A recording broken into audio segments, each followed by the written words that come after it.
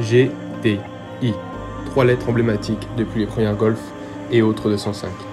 Et 45 ans après, que reste-t-il de ces 3 lettres?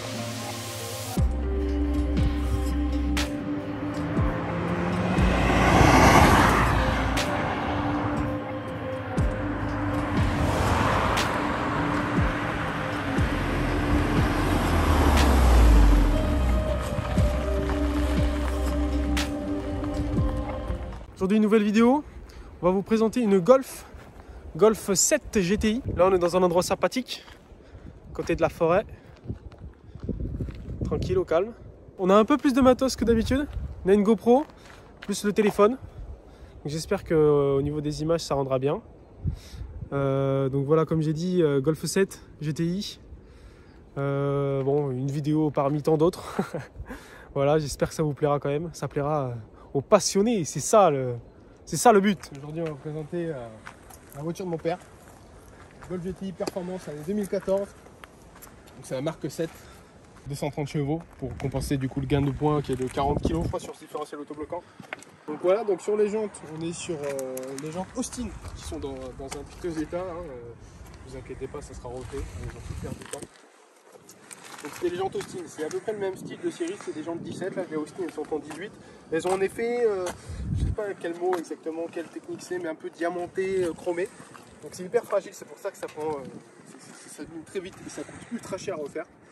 On était, moi on m'a dit pour refaire les 4 jantes c'est 800 balles pour acheter des neufs, ça coûte une bagnole le truc. Donc voilà, donc il y a quelques petits détails donc, sur la GTI qui permet de la différencier des autres Golf. Donc vous aviez de série les phares arrière à LED. Donc c'est une option sur les Golf, mais elles étaient de série sur les GTI. Ici je ne me trompe pas, elles sont plus teintées que les modèles de série. Elles sont un peu teintées noir, ça se voit pas trop. Vous avez le logo GTI en somme que vous n'avez plus Golf, vous n'avez plus que GTI, c'est ça qui la différencie de la Golf. C'est assez discret. Alors sur certains modèles elle était rouge, sur certains modèles elle était juste chromée, je n'ai pas encore compris la différence. Je sais pas pourquoi, sur certains oui, sur certains non.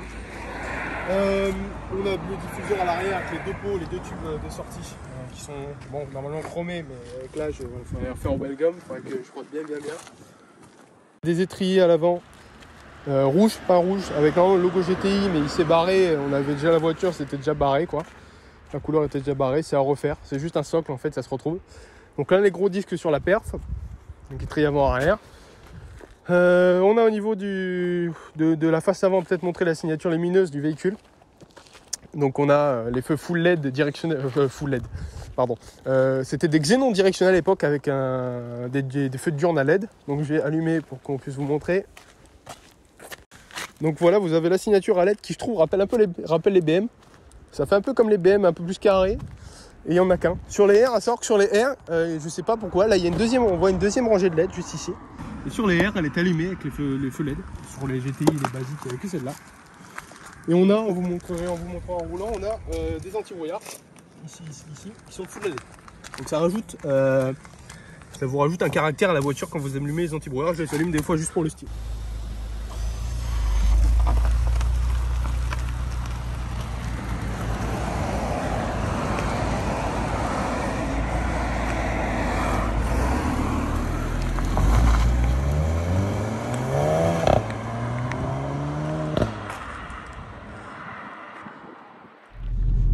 Hop, je passe le rond-point, j'appuie sur RES, donc je remets le régulateur, il va monter tout seul à 100, c'est basique, un régulateur normal. Tu vois, il est réglé à 100 mais il se cale à 76, est-ce que la voiture devant est à 76. Putain, je suis bloqué par la ceinture, c'est horrible. Et donc là il y a le lane assist aussi qui sécure, sur une belle route de gaine de ligne droite, moi tu peux t'endormir tranquillement. Ah bah c'est comme ça hein. Surtout que là, la sécurité, c'est pas de la conduite autonome, hein, comme tu peux voir sur les Tesla. Attends, je suis contre ça. Ça, c'est elle va balancer de gauche à droite, c'est pour éviter que tu t'endormes et qu'il me dit, au bout d'un moment, il me dit, reprends le volant. Reprends le volant, c'est des sécu modernes. C'est pas fait pour lâcher le volant. Ouais. Là, la vitesse, elle s'ajuste en fonction du mec devant. Et donc, Walou. Donc là, on est tranquillement calé, t'as rien à faire. Absolument rien à faire. Donc ça, c'était à l'époque, c'était dans le pack Drive Assist 2, de haut de gamme. T'avais ça, donc le ACC. Non, l'ACC il était de série sur la GTI. C'est à partir Cara, c'était une série sur les GTI, Cara, GTI, tout ce qui est voiture. Et t'avais avec le Park Drive Assist 2, donc t'avais le Line Assist, donc le capteur qui est là, qui, en fait c'est un capteur là qui est juste là, que j'ai juste à mettre, voilà, je tiens mon vélo comme ça, je l'accompagne un peu et Il fait le taf quoi. sur autoroute, t'as l'impression vraiment d'être guidé, enfin, t'as pas l'impression de tout le temps de corriger la trajectoire, tu mets ta main sur le truc, tu l'accompagnes et il gère le truc tout seul. Et c'est relaxant. En fait, tu peux faire des longs trajets. Je fais des allers-retours à Paris, t'es pépouze comme ça. Tu fais rien. Après, tu t'endors aussi. C'est ça les avantages. Faire attention. Tu vas vite t'endormir. C'est l'avantage de cette voiture, c'est que c'est aussi polyvalent. Ouais, voilà, c'est très polyvalent. Donc c'est utilisable au quotidien. Là, la conso, si on regarde la conso, à l'instant, tu es à 4 litres 1. Bon, là, je suis en... Ouais, non, c'est pas représentatif. Parce que j'ai bien tartiné. C'est depuis le départ. Si je fais.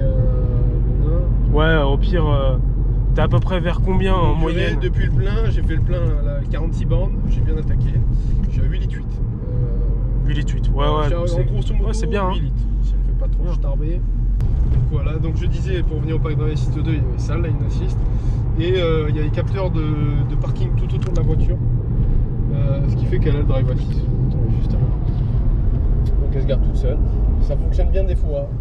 Ça fonctionne moins bien des fois. Disons qu'en fait la voiture, faut qu'elle soit dans une bonne condition. Ouais, bonne condition, des conditions évidentes. Il y a une voiture qui a un peu de traviole, le trottoir il a un peu de traviole aussi. Ou même si la voiture elle est sale peut-être. Ah non, même pas. Non, je change rien. Non, mais ça se garde parfois à rien par contre. Et moi je suis garé faire confiance à Bordeaux à ça.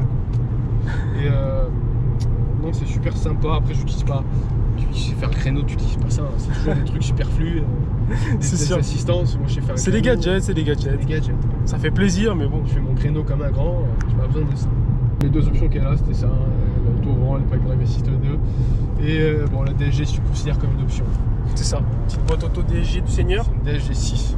6, d'accord. Ouais, sur les Volkswagen. Ouais, elle est de 2014. Hein. Ouais, 2014. T'avais les DSG 7, c'était pour ce qui était en dessous de 320 Nm. D'accord. T'avais 3 boîtes. Tu supportais en dessous de 320 Nm de couple. Dès que tu passais en dessous au-dessus, du coup, c'est 320 jusqu'à 450, je crois. Ah oui, quand même. Donc c'est celle-là, la DSG 6. Ouais. Et après, pour les plus de 450, t'avais une autre DSG 7, mais c'était surtout les boîtes S-troniques d'Audi.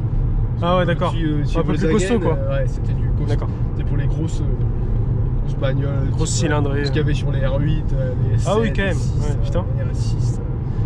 C'était au-dessus de 450 Nm. Et chez Volkswagen ou Seat ou Skoda, t'avais pas trop de bagnoles qui faisaient plus de 450 Nm. J'imagine. Niveau entretien, le seul truc en plus quand t'as une boîte DSG, c'est que tous les 2 entretiens, donc tous les 60 000, 2 ans, faut vidanger la boîte. Toujours. Et avec une machine en plus. Enfin, je sais pas, c'est pas moi qui le fais ça. Voilà, j'y touche pas. Hein. C'est la voiture de mon daron. Le carnet d'entretien, elle a toujours été entretenue. Plus en réseau Volkswagen, mais quand même chez des bons mécanos. On va pas se mentir.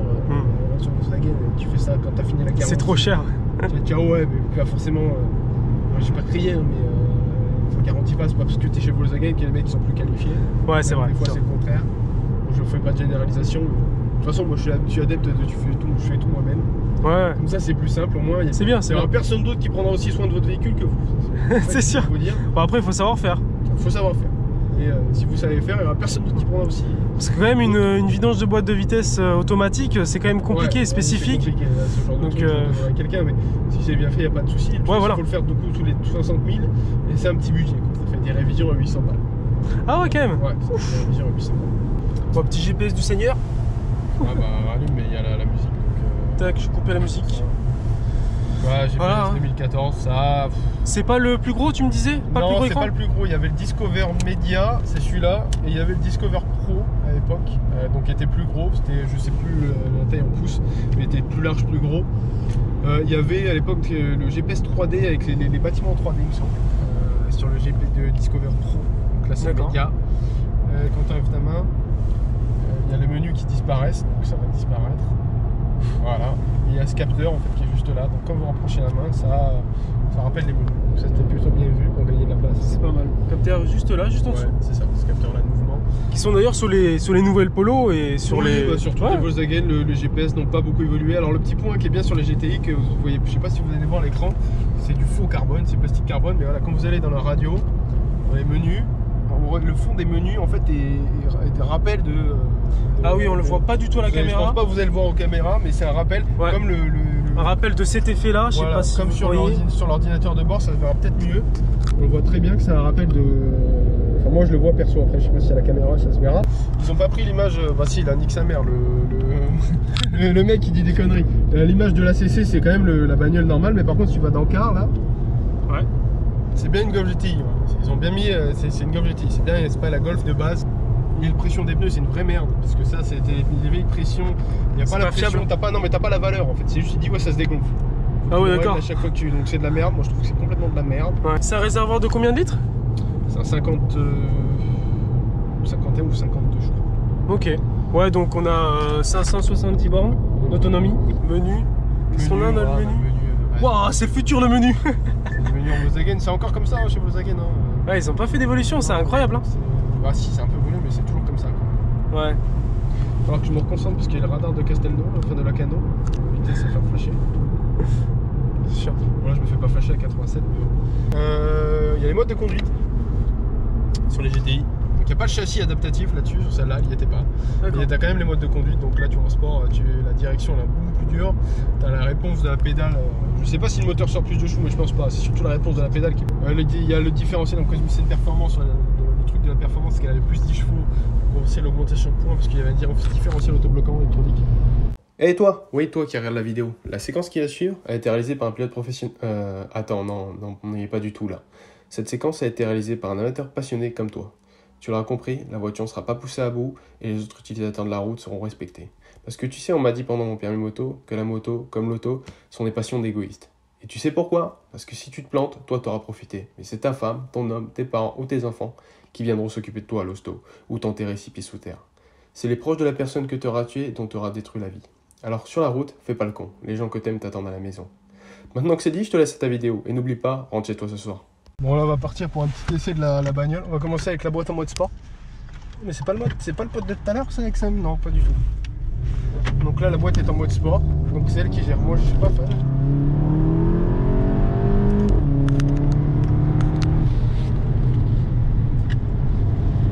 Donc la bagnole a une conduite très précise, un moteur qui marche. On est du coup sur le 2 litres, ce que je disais bien. Donc tu vois j'aime pas là, tu vois j'aurais tombé un rapport, tu vois il le fait plus tard que moi. C'est précis, ça freine très bien.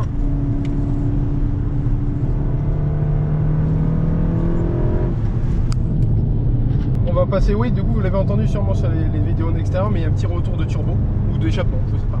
On va passer en manuel parce que là elle me saoule.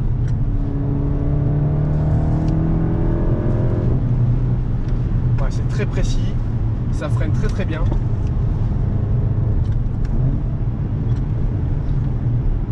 On a les palettes au volant, donc comme je le disais du coup oui, donc on est sur un 2 litres, il sort son couple comme un diesel. Il sort d'ailleurs son couple plus tôt que le 2 litres TDI. Il sort son couple, les 350 Nm à 1650 si je dis pas de conneries. Donc c'est très tôt en fait, c'est ce que je dis, c'est très efficace, ça sort tout de suite, ça répond tout de suite et ça manque de charme. Là on n'a pas de coup de pied au cul en fait. Plus ça monte dans les tours, plus de coup de pied en cul. Normalement c'est une voiture atmosphérique ancienne modèle, là non. Vous êtes sur un truc qui marche très très bien, qui part tout de suite. Mais comme par tu contre, disais, c'était à cause du turbo hybride, c'est ça? Ouais, c'est un turbo hybride, c'est une nouvelle génération, ça pousse très tôt pour une essence. Mais après c'est linéaire, c'est efficace mais linéaire. Ouais d'accord. Donc on est sur une efficacité de 1500 à 6000, mais il n'y a pas de poussée, d'envolée lyrique. Il n'y a pas de charme comme les R5 turbo par exemple. Ouais c'est ça, c'est ça du charme mais c'est pas le même, ça marche très très bien. Ouais. Ça marche plus que bien. Ah, ça a le mérite de marcher, c'est sûr. Ça a le mérite de bien marcher. Je suis en train de galérer avec la GoPro. Ouais, un nouveau système de filmage quand on n'a pas de thune maintenant, tu mets le mec à la GoPro derrière. Je suis en sueur là, j'en peux plus là. Il va trop vite là.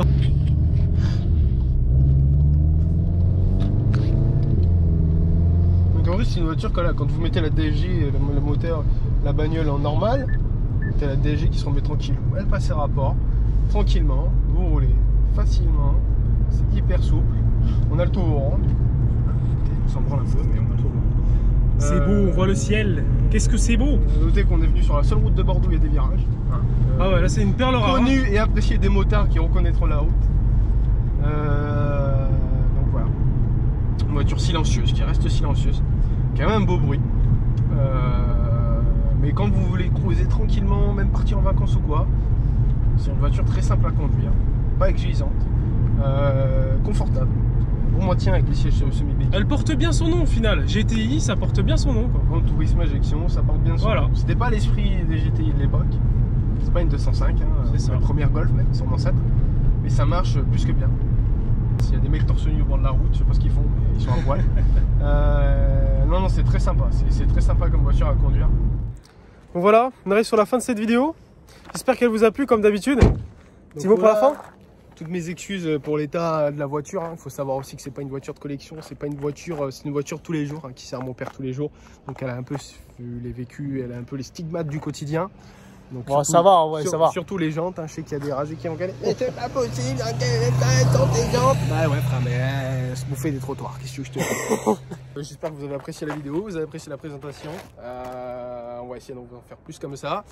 S'il y a des gens qui veulent nous prêter leur bagnole pour qu'on puisse les filmer ou qui veulent venir avec nous pour qu'on les filme, on est chaud. On est chaud d'avoir du contenu sur la chaîne, de découvrir nous-mêmes notre bagnole et vous les faire découvrir, pardon.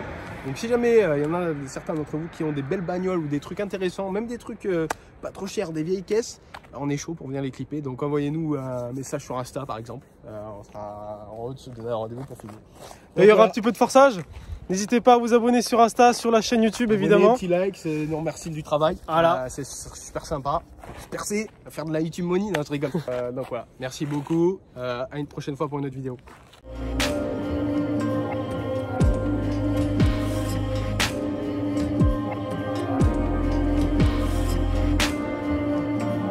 En compte que sur ce route, t'as des coins d'arrêt partout. Alors comment je vais faire? On trouve un plan. Ça, c'est au petit guide.